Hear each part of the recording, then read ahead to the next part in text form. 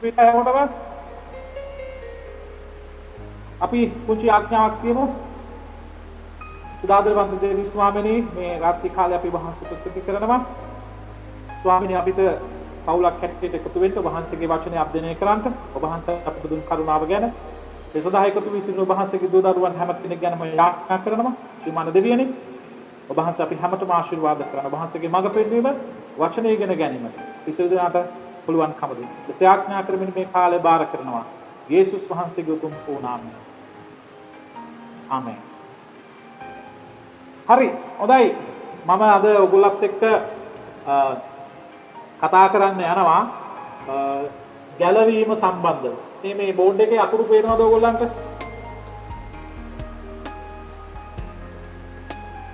මාව හොඳින් ඇහෙනව නේද ඔයගොල්ලන්ට? හරි. අපි අද බලන්න යනවා දැන් අද ප්‍රේමන්තිනි අපි දැන් මේ වෙනකොට ලෝකේ හැම තැනකම අස්සක් මුල්ලක් නැර හැම තැනකම දෙවියන් වහන්සේගේ වචනය පිළිබඳ ඉගැන්වීම් ඒ වගේම අධ්‍යයනයන් දැන් යනවා. සහ මිනිස්සු නිවසට වෙලා ඉඳිද්දී හිතුරුවන් හැටියට අපි දෙවියන් වහන්සේගේ වචනය ප්‍රකාශ කරන්න අපි මුල් තැන අරගෙන ඉන්නවා. ඒ අතර එළිදරව් පොත, එතකොට අවසාන කාලය මේ හැම දෙයක් ගැනම අපි දැන් ඉගෙන ගන්න. ඔය විදිහට ඉගෙන ගන්න සූම් තාක්ෂණය ඔස්සේ අපි ඉගෙන ගන්නවා අධ්‍යයනය කරනවා දෙවියන් වහන්සේගේ වචනය. දැන් අපි ඇවිල්ලා ඉන්නවා ඉතාමත් මොනවාද කියනවා නම් අමාරු එහෙම නැත්නම් බොහොම වැදගත් මන්සන්දියකට අපි ඇවිල්ලා ඉන්නවා. ඒ තමයි අවසාන කාලය. දැන් ඉදිරියව පුත අධ්‍යයනය කරනකොට අපි අවසාන කාලයේ සමහර පෙර ලකුණු අපිට පහළ වෙලා තියෙනවා. ඉතින් ඒ නිසා අපට සූදානම ඉතා වැදගත්. හැබැයි දෙවියන් වහන්සේගේ වචනය තුල එළිදරව් පොතේ උන්වහන්සේ දුන්නා වූ සෑම එළිදරව්වක්ම අනිවාර්යයෙන්ම ඉතු වෙන්න යන අකුරක් නැර සහ ඉස්පිල්ලක් පාපිල්ලක් නැර දෙවියන් වහන්සේට ඉතු කරන්ට යනවා. ප්‍රශ්නේ තියෙන්නේ මේ හැම දෙයක්ම ඉතු වෙනවා. හැබැයි අපි ඒකට සූදානම්ද කියන කාරණාව ගැන අපට කල්පනා කරන්න තියෙනවා. ඒ නිසා මම අද ඔබත් එක්ක කතා කරන්න යනවා ගැලවීම සම්බන්ධව. දැන් අපි ගැලවීම ලබලා නැත්තම් දෙවියන් වහන්සේගේ අවසාන කාලයේ සිදුවෙන සිදුවීම් එහෙම නැත්තම් ස්වාමීන් වහන්සේගේ විනිශ්චයදී අපි ගැලවීම ලබලා නැත්තම් ගැලවීමේ අත්දැකීම අපි ලබලා නැත්තම් ඒකට ඇතුළු වෙලා නැත්තම් අපි කොයිතරම් පිටුමන් වෙලා හිටියත් වැඩක් නැහැ. එතකොට අපි අවසාන කාලේ අධ්‍යයනය කරාදී දරව පුත්‍ර ගැලුවා අපි මේක වෙනවා කියලා අපි ඔක්කොම දන්නු රයිට් ඒ හැම දෙයක්ම වෙනවා. හැබැයි අපි ගැලවීම ලබලා නැත්තම් පිටුමන් තියෙන්නේ අපිට විපාක විඳින්න වෙන නිසා අපි අද බලන්න යනවා රෝම පොතේ පළවෙනි පරිච්ඡේදයේ රෝම පොතේ පළවෙනි පරිච්ඡේදයේ 16 වෙනි පදේ ඉඳලා පද කීපයක් අපි අද බලන්න යනවා. පළවෙනි පදේ සුභාරංචිය කෙබක් දන්ද යන්නේ. මක්නිසාද මම සුභාරංචිය ගැන ලැජ්ජා නොවෙමි. අදහන්නා වූ සියල්ලන්ට එනම් පළමු කොට යුදෙව්වාටද එසේම ග්‍රීකයාටද ගැලවීම පිණිස දෙවියන් වහන්සේගේ බලයව තිබෙන නිසා. දැන් මේ පවුල්තුමා මේ රෝම වාසීන්ට ලියනලා දෙන්න තමයි රෝමේ ඉන්න කිතුරුවන්ට ලියන්නද යවුම් පත්‍රයේ පවුල්තුමා සුභාරංචිය ගැන කතා කරනවා. ඒකෙදි කියනවා 16 වෙනි පදේ මම කිසිසේත් සුභාරංචියට ලැජ්ජා නොවෙමි. කිසිසේත් සුභාරංචියට ලැජ්ජා නොවේ. මොකද එය ගැලවීම පිණිස. ඒ ගැලවීම පිණිස පළමුව යුදෙව්වාටද ග්‍රීකයාටද සියල්ලන්ටමද කියලා. මේක කියනවා අදහන්නා වූ සියල්ලන්ටම පළමු කොට යුදෙව්වාටද එසේම ග්‍රීකයාටද ගැලවීම ලැබෙන පිණිස කියලා. දැන් පවුල්තුමා මේක මේ ක්‍රිස්තියානි අයට එහෙම නැත්නම් ඇදහිලිවන්තයන්ට යුදෙව්වරුන්ට මේක ලියනකොට දැන් අපිට පේනවා මේ පදේ 16 වෙනි පදේ අපිට පේනවා පළමු කොට යුදෙව්වාටද කියලා පවුල්තුමා යුදෙව් ප්‍රජාව එහෙම නැත්නම් යුදෙව් ජාතිය මුල් කරගන්නවා. යුදෙව් ජාතිය මුල් කරගෙන පවුල්තුමා මේ සුභාරංචිය ගැන කතා කරනකොට අපිට ප්‍රශ්නයක් එනවා. එතකොට ඒ අය තුලින්ද මේක එන්නේ කියන එක. යොහාන්තුමාගේ සුභාරංචි පොතේ 4 වෙනි පරිච්ඡේදයේ 22 වෙනි පදේ යේසුස් වහන්සේ සමාරිය ස්ත්‍රියගේ කතාවේදී යුදෙව්වරු ගැන කතා කරනවා. ගැලවීම යුදෙව්වරුන්ගෙන් එන බව යේසුස් වහන්සේ එතන පැහැදිලි කරනවා. ඒ වගේම යුදෙව්වරුන්ගෙන් ගැලවීම එනවා වගේම පවුල්තුමා රෝම යවුම් පත්‍රයේ 2 වෙනි පරිච්ඡේදයේ 8-9 පදවල පැහැදිලි කරනවා ගැලවීම යුදෙව්වරුන්ගෙන් එනවා වගේම දඬුවමක් එහෙම නැත්නම් ශාපයක් පැමිණෙන්නේ යුදෙව්වරුන්ගෙන් තමයි මුල් කොට. ඒ නිසා යුදෙව්වරු මූලිකත්වයේ ගන්නවා. මොකද දෙවියන් වහන්සේ තෝරාගත්ත ජාතියක් නිසා. දැන් මම ඔබෙන් අහනවා මොකක්ද ගැලවීම කියලා කියන්නේ? ඔබ ගැලවීම ලබලාද? ගැලවීම කියන එක සුවිශේෂී කාරණාවක්. ප්‍රේමන්තනේ අපි කොයිතරම් බයිබලයේ වචනය අධ්‍යයනය කරත් වැඩක් නැහැ, යාඥා කරත් වැඩක් නැහැ, අපි නිරාහාර හිතියත් වැඩක් නැහැ.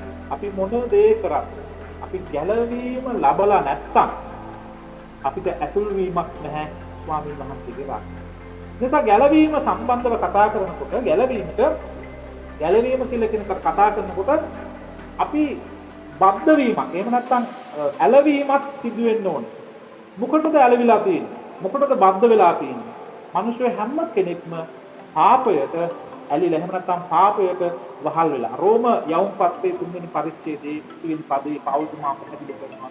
සියල්ලෝම පව්කොට දෙවියන් වහන්සේගේ මහිමයෙන් පීනව සිටිනවා. දැන් මේ ගැලවීමට කාරණා තුනක් අවශ්‍යයි. ගැලවීම ස්ථිර වෙන්න එහෙම නැත්නම් ගැලවීම කියන කාරණාවේදී කාරණා තුනක් අවශ්‍යයි. එක තමයි ධර්මිෂ්ඨ කිරීම. එක ධර්මිෂ්ඨ කිරීම.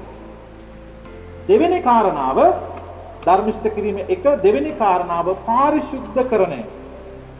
තුන්වෙනි කාරණාව තමයි මහිමවත් කිරීම. දැන් අපි ගැලවීම දැන් අපි කියනවා කවුරු හරි අපට හම්බුනහම අපි යේසුස් වහන්සේ ගැන කතා කරනකොට ක්‍රිස්තියානි අපි කතා කරනවා ඔබ ගැලවීම ලබලා දෙන්න. අපි ගැලවීම ලැබුවා. යේසුස් වහන්සේගේ නාමයෙන් අපි ගැලවීම ලැබුවා. අපි ඒක ස්ථිර වශයෙන් කියනවා. හැබැයි මේ ගැලවීම ලැබුවා කියන එක අපට අපි ඇදහිල්ලෙන් කතා කරනකොට ඒකේ කාරණා තුනක් දෙවියන් වහන්සේගේ වචනය සම්පූර්ණ කරනවා. ඒක තමයි පළවෙනි එක මං වගේ ධර්මිෂ්ඨ කිරීම. මොකද්ද මේ ධර්මිෂ්ඨ කිරීම කියලා කියන්නේ? පාපයක් නොකළ අයෙකුසේ ගණන් ගැනීම. ඒ කියන්නේ යේසුස් ක්‍රිස්තුස් වහන්සේ පිළිගැනීම කරනකොටගෙන ඕනම මිනිසෙක් යේසුස් වහන්සේව අදහිීමට පත්වීම කරනකොටගෙන ඒ පුද්ගලයාව පළවෙනි කොට පාපයක් නොකළ පුද්ගලයෙක් හැටියට නැත්නම් ඔහුගේ අතීතයේ සියලු පාපයන් වලට සමාව ලැබීම තමයි මේ ධර්මිෂ්ඨ කිරීම කියලා කියන්නේ. යොහාන් තුමාගේ සුභාරංචි පොතේ 8 වෙනි පරිච්ඡේදයේ පෞකාර ස්ත්‍රියගේ කතාව බැලුවොත් ඒකේ කියනවා ඒ පෞකාර ස්ත්‍රිය ගල් ගහලා මරන්න හදනකොට යේසුස් වහන්සේ කියනවා රයිත් ඔබ අතරින් ගල් කියන්නේ පාපයක් නොකර කෙනෙක් පළමු ගල ගහන්න. කිසි කෙනෙක් ගල් ගහන්නේ ගල් බිම දාලා යන්නේ නැහැ. යේසුස් වහන්සේ අර ස්ත්‍රියට කියනවා මමත් ඔබට වරද නොතබමි නැවත පව් නොකරන්න. ඒකෙදි පැහැදිලිවම ඇය යේසුස් වහන්සේ පිළිගැනීම කරනකොටගෙන ඇයගේ අතීතයේ තිබිච්ච සියලු පාපයන් වලට සමාව ලබනවා. ඇය වරදකාර ස්වභාවයෙන් නිදහස් කරනු ලබනවා. දැන් මේකට තවත් කාරණාවක් තියෙනවා. අපි අර අපේ සමහර අපි පුරුදු වෙලා තියෙනවනේ අපි ගෙවල් දොරවල් අතුපතු ගන්නවනේ. ගෙවල් දොරවල් අතුපතු ගන්න. දැන් හදිස්සියකට ගෙදරට මිනිස්සෙක් එනකොට අපේ ගේ දොර අතු ගාලා නැත්තම් අපි හිතමු දැන් පාදුන්නා කරනවා කියලා ගෙදරට උන පාදුන්නාගේ සිස්ටර් එනවා විසිටින්.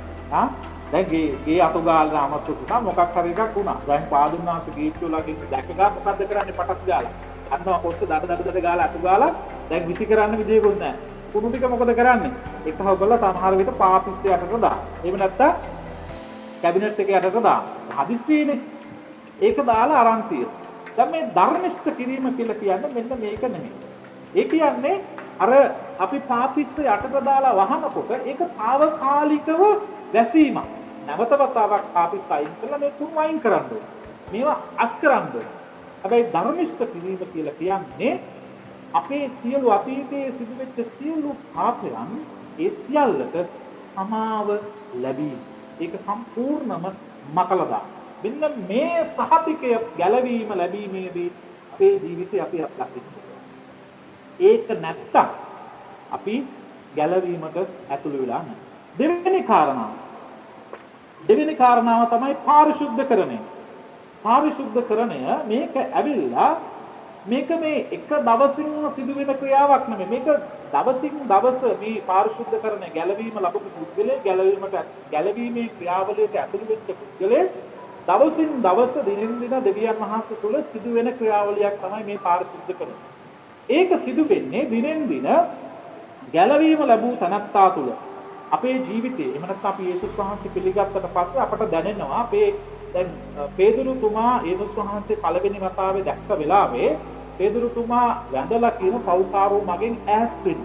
එතනින් පස්සේ පේදුරුතුමා යාගේ ජීවිතය වෙනස් කරගන්න. යේසුස් වහන්සේත් එක්ක ඇවිදිනවා ගමන් කරනවා. ඔහුගේ ජීවිතය වෙනස් වෙනවා.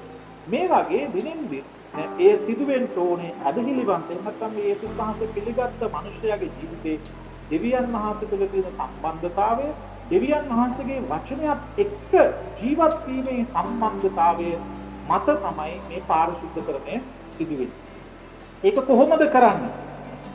ඒකට ඒ පාරිශුද්ධකරණය ඇතුළත් වෙන්නේ අපි දෙවියන් වහන්සේගේ වචනයට අනපනත් වලට කීකරු වෙන්න. දෙවෙනි කාරණාව අපි ස්වාමින් වහන්සේ ඉදිරියේ බය උන්වහන්සේගේ පාමුල යහත් වීම ඉතාමත් වැදගත්. ගලාති පොතේ පවුල්තුමා ගලාති වාසීන්ට ලියන ලද යවුම් පත්‍රයේ දෙවි පරිච්ඡේදයේ මම කුරුසිය යන ගැහුවා. මම කුරුසිය යන ගැහුවා. නමුත් මම ජීවත් වෙනවා. නමුත් මා තුල මම නොව මා තුල ක්‍රිස්තුස් වහන්සේ ජීවත්. ඒ කියන්නේ මගේ යටත් වීම මම ගැලවීම ලැබූ පුද්ගලයෙක් හැටියට ගැලවීමේ ක්‍රියාවලියට ඇතුල් වෙච්ච පුද්ගලයෙක් හැටියට යේසුස් දෙවියන් වහන්සේගේ වචනය තුල මම ටිකෙන් ටික දවසින් දවස මම සුද්ධත්වයට එහෙම නැත්නම් පාරිශුද්ධත්වයට මම ගමන් කරනවා. මෙන්න මේක තමයි දෙවෙනි කාරණා. තුන්වෙනි කාරණාව ඇවිල්ලා මහිමවත් වීම. මොකක්ද මේ මහිමවත් වීම කියලා කියන්නේ? දැන් අපි කියනවා අපි ස්ථිර වශයෙන් කියනවා මම ගැලවීම ලැබුවා. ප්‍රේම මන්ත්‍රීනේ ගැලවීම ලැබුවා කියන වචනය ඒක සම්පූර්ණ වචනයක්. ගැලවීම ලැබුවා. ඒක සම්පූර්ණ වචනයක්. ඒකේ හිඩස් මුකුත් නැහැ. නමුත් අපිට කියන්න බෑ කොයිම වෙලාවකවත් මම ගැලවීම ලබලා ඉවරයි කියලා අපිට කියන්න බෑ. මොකද අපි තාම ගැලවීම ලබලා නැහැ. අපි ගැලවීම ලැබීමේ ක්‍රියාවලියට අපි ඇතුළත් වෙනවා. ඒ කියන්නේ මම යේසුස් වහන්සේ පිළිගත්තා. මගේ පාපය සියලු අතීතයේ සියලු පාපයට මට සමාව ලැබුණා. දැන් මම පාරිශුද්ධකරණය තුල මම ජීවත් වෙනවා. ඒ කියන්නේ මම දිනෙන් දින දෙවියන් වහන්සේගේ වචනයට කීකර වෙනවා, යටත් වෙනවා. දෙවියන් වහන්සේගේ අනපනත් නියමයන් මම රකින්නවා. ස්වාමීන් වහන්සේ තුල මගේ ජීවිතයේ සුද්ධත්වයට මම කෙමින් අරගෙන යනවා. ඒ කියන්නේ අර පෞකාරය ස්ථිර දෙවියන් වහන්සේ කියන නැවත පව් නොකරන. දෙවියන් වහන්සේගේ ඒ සුද්ධ වූ ජීවිතයට ඒ සුද්ධත්වයට විරුද්ධ නොවන ක්‍රියාවන් වලින් වැළකීලා දවසින් දවස අපි ඒ ගැලවීමේ ක්‍රියාවලිය තුල යනවා. ගැලවීම ලැබුවා කියලා සම්පූර්ණම ඒ වචනේ අපිට කියන්න පුළුවන් වෙන්නේ ප්‍රේමවන්තිනේ මෙන්න මේ තුන්වෙනි කාරණාව මහිමවත් වීම තුල. ඒ කියන්නේ අපේ ශරීර අපේ ජීවිත යේසුස් ක්‍රිස්තුස් වහන්සේ ලැබුවා වූ මහිමාන්විත භාවය සම්පූර්ණ කිරීම ලැබීම තමයි ගැලවීම ලැබුවා කියන සම්පූර්ණ වචනය අපට කියන්න පුළුවන්. අපි බලමු බයිබල් පද දෙකක්. ෆිලිප්පි 3 වෙනි පරිච්ඡේදයේ 20 වෙනි පදේ. ඔබ අතේ බයිබලයේ තියෙනවා නම් මම විශ්වාස කරනවා ඔබ මේ බයිබල් අධ්‍යයනයට ඔබ අතේ බයිබලයත් අරගෙන එන්න ඇති කියලා. නමුත් අපේ නාගරිකත්වය ස්වර්ගයේය. එතනින් ගැලවුම්කාරයෙක් වන ස්වාමී වූ යේසුස් ක්‍රිස්තුස් වහන්සේ එනවා. අපි බලා සිටිමු. සියලු දේ තමන්ට යටත් කරන්න පුළුවන් වූ බලය ලෙස උන්වහන්සේ අපේ පහත්කමේ ශරීර තමන් වහන්සේගේ තේජසේ ශරීරයට සමාන වන පිණිස ඒවා වෙන් කරනවා ඇත. 20:21 පද. ෆිලිප්පි යවුම් පත්‍රයේ පවුල්තුමා කියනවා අපිට අපේ සිටිසන්ෂිප් එක අපේ නාගරිකත්වය කියලා කියන්නේ අපි දැන් මේ රටේ පුරවැසියෙක් ලංකාවේ පුරවැසියෙක්. අපට දිත්ත පුරවැසි භාවය නැහැ ඇමරිකාවට දුවන්න, ඕස්ට්‍රේලියාවට දුවන්න. අපි මේ රටේ පුරවැසි භාවය. හැබැයි පවුල්තුමා කියනවා ෆිලිප්පි වාසීන්ට ලියන ලද යවුම් පත්‍රයේ අපේ නාගරිකත්වයේ තියෙන එහෙම නැත්නම් අපේ මේ මොනවාද සිටිසන්ෂිප් එක අපේ පුරවැසි භාවයේ තියෙන ස්වර්ගය. අපි ස්වර්ගයේ පුරවැසියෙක් වෙන්න නම් මේ පාරිශුද්ධ භාවය එහෙම නැත්නම් මේ ගැලවීමට අවශ්‍ය කරන ඒ පව්කමා කිරීම මේ එක්කම අපේ මහිමාන්විත භාවය අපට වැදගත්. ඒ නිසා තමයි පාවුතුමා පැහැදිලි කරන්නේ මේ මහිමාන්විත භාවය ලබන්න පුළුවන් යේසුස් වහන්සේගේ මේ මහිමාන්විත ජීවිතයට ශරීරයට උන්වහන්සේ මෙන්න මේ කාරණා තුන සම්පූර්ණ වෙන්න ඕනේ කියලා බලද්දී අපි ගැලවීම ලැබුවා කියලා සහතික වෙනවා.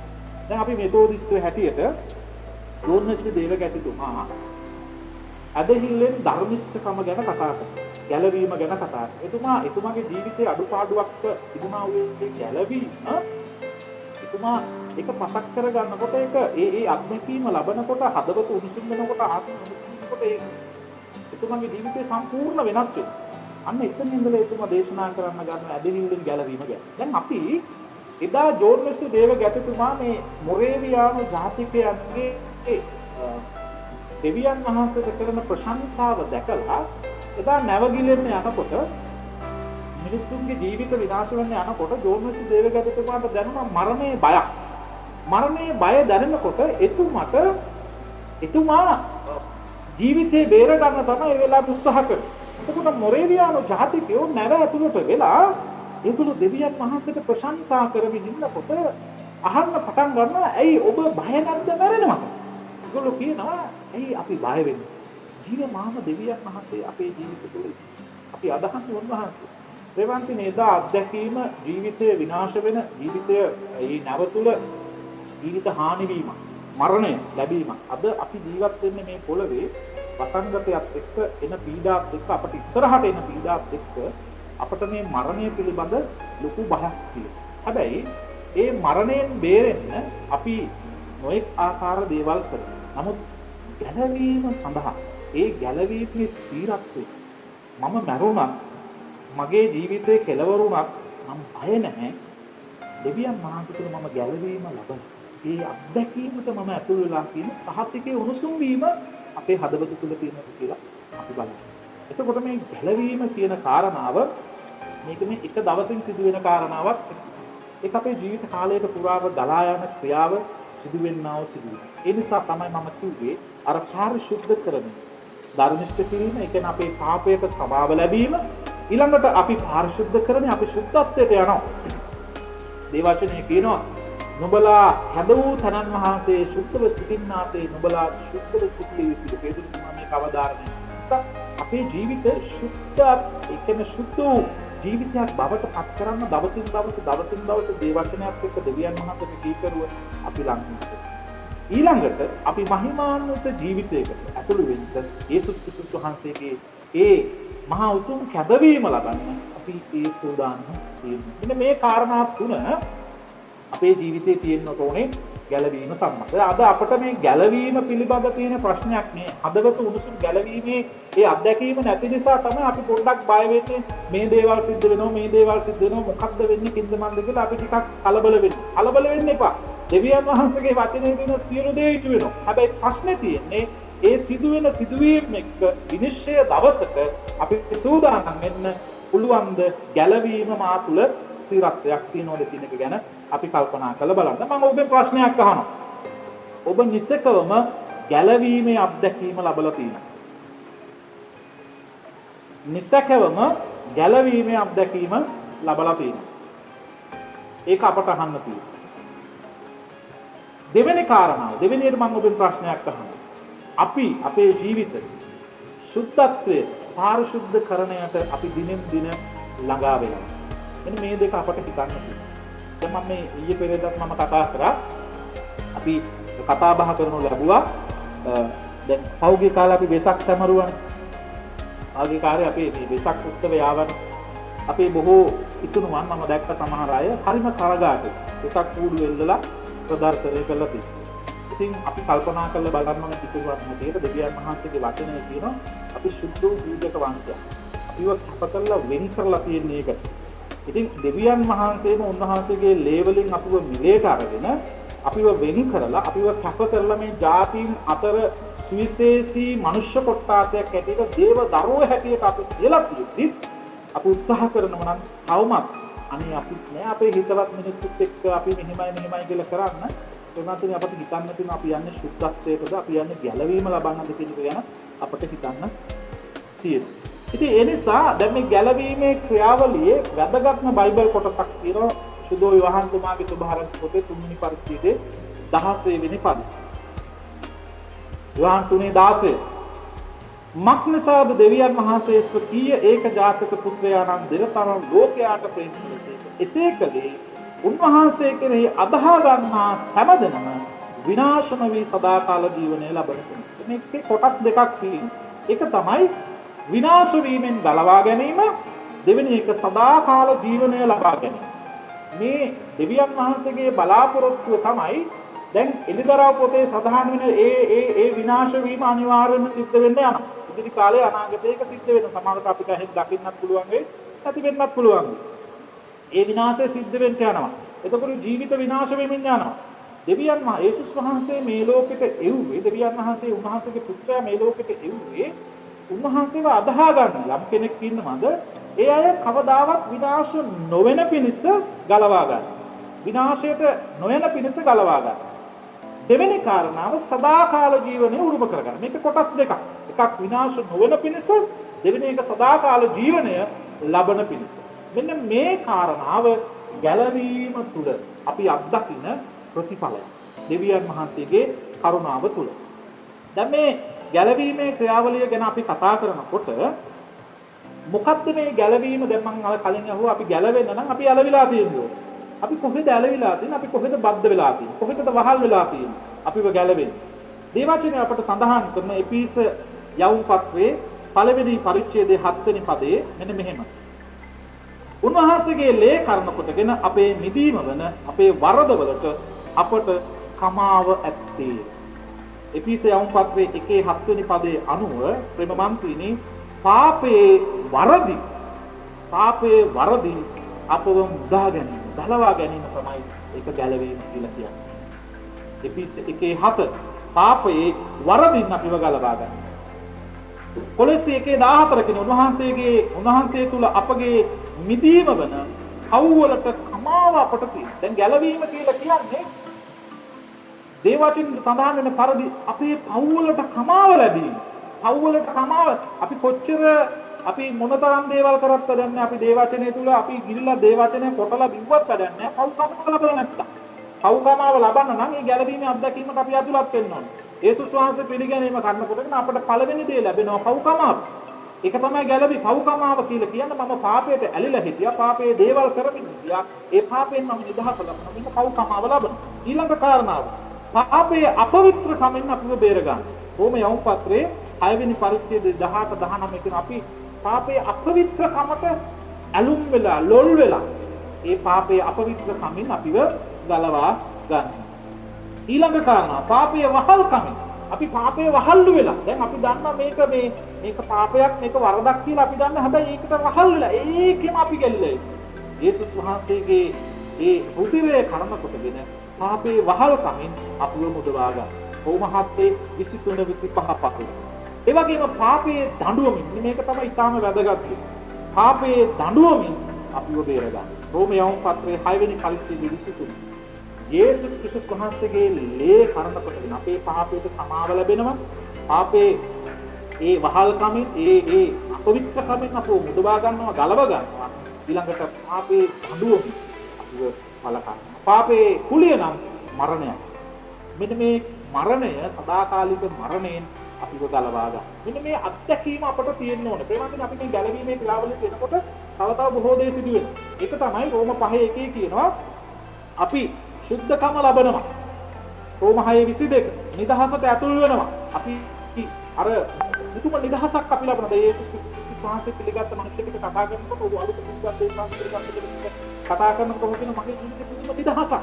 මට මතකයි මම යේසුස් වහන්සේගේ ගැලවීමේ අත්දැකීම ලැබපු දවසේ මම තරුණයෙක් හැටියට නොයෙක් දූෂිත ක්‍රියාවන් වල යෙදුණු මේක අවුරුදු ගානකට උඩදී පල්ලියේ දවස් 10ක නිරාහාර යාඥා කාලෙකින් මම 9 වෙනි දවසේ යේසුස් වහන්සේව අත්දකින්නකොට මට ඉදා මම දන්නේ කියා ගන්න බැරි නිදහසක් මට ලැබුණා. මම නිකන් අර පුළුන් කැලලක් වගේ අහසේ පාවෙන. මෙන්න මේ නිදහස් අපට නැහැ. අපි අද තාමත් සමහර අය හිර වෙලා ඉන්නවා. අපි ලොකු හිරවීමක ඉන්නවා. ඒ කියන්නේ අපි තාම ගැලවීමේ අත්දැකීමකට ඇතුළු වෙලා නැහැ. දැන් හැමෝගෙම අහම කොහොමද කියලා ඉන්නවා. අපිට අපි අද මැරෙන්න සූදානම්ද? අපි අද රාත්‍රියේ දෙවියන් වහන්සේ කතා කරොත් යන්න යමු කියලා අපි සූදානම්ද? අපිට සූදානමක් නැහැ. ඇයි? අපිට තියෙන මේක කරන්න අපි හිර වෙලා තියෙන බොහෝ දේවල්. ගැලවීම තුළ අපට ලැබෙන තවත් වරප්‍රසාදයක් තමයි නිදහස. ඒ නිදහස ඉතාමත් වැදගත්. ආත්මික නිදහස අපිට ලැබෙන. ආශිර්වාදය ලැබෙන.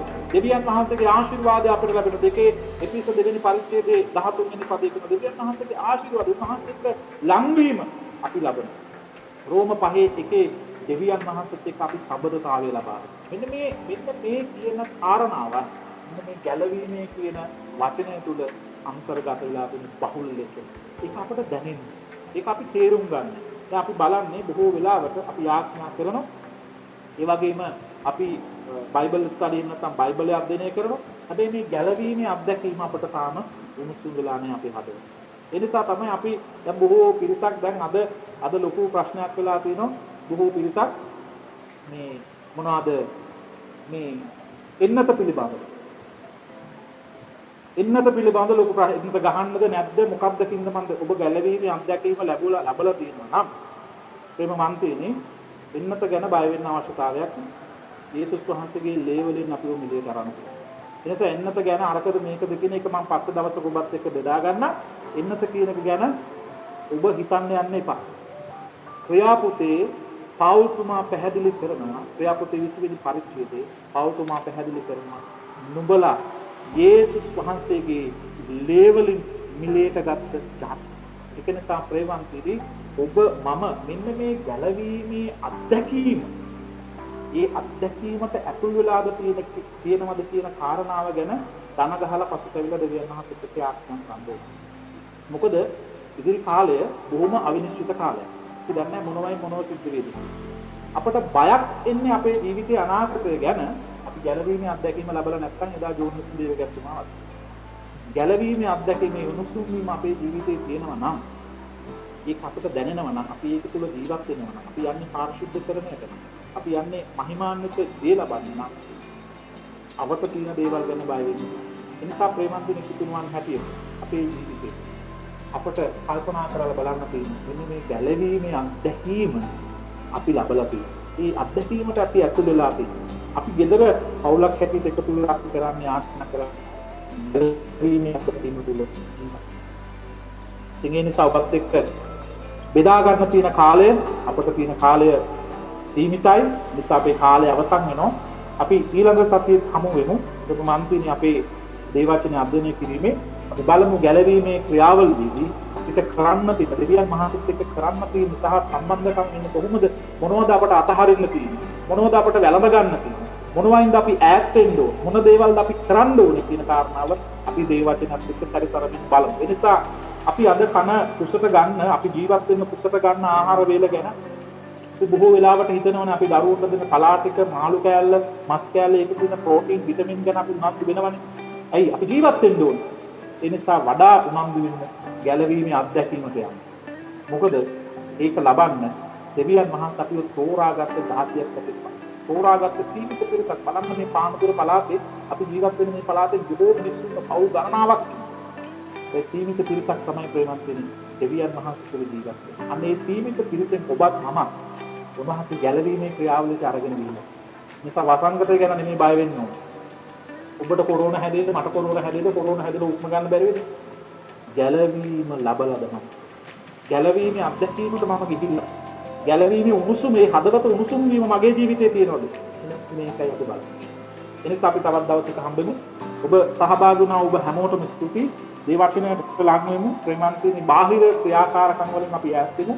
ස්වාමීන් වහන්සේත් එක්ක ජීවත් වෙමු. උන්වහන්සේ අපි දිහා බලාගෙන ඉන්නවා. මොකද උන්වහන්සේගේ ලේ හැලුවේ උන්වහන්සේ නිකන් නෙමෙයි. උන්වහන්සේගේ ලේ හැලුවේ ඔබ මාව සෝදලා පවිත්‍ර කරලා ඒ ස්වර්ග රාජ්‍යයේ උතුම් කැඳවින්නේ. ඔබ අපි තවත් දවසක හම්බෙමු. ඔබ සහභාගී වුණා ඔබ හැමෝටම ස්තුතියි. මම විශ්වාස කරනවා මේ ගැලවීමේ අත්දැකීම ඔබේ ජීවිතේ අත්දකින්න යනවා. ඔබ හැමෝටම ජේසුස් ක්‍රිස්තුයි අපි තව දවසක හම්බෙමු.